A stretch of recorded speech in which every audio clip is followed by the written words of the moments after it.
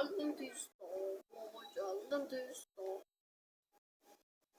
Hola, ¿me pueden hacer una, una, eh, un- una compostura dental, por favor? Es que se me cayeron mis dientes.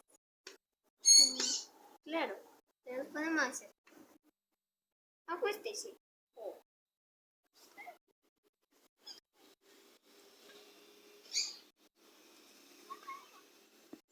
Vamos a ver.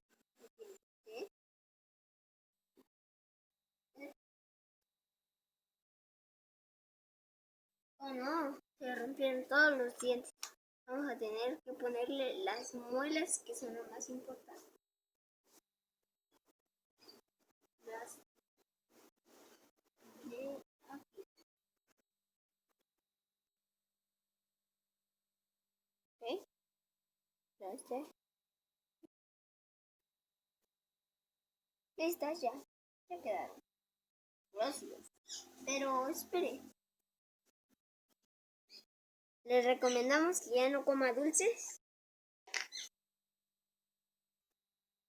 y que coma mejor algo muy saludable y muy rico, muy fascinante. Le vamos a dar a usted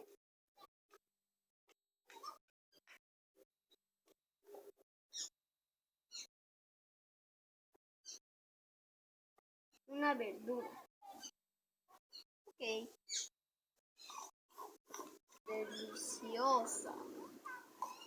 Oh, gracias, me han curado. De nada.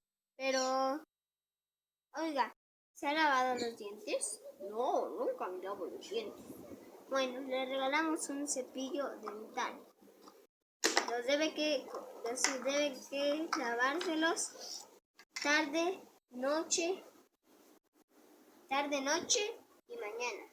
Ok, gracias, adiós.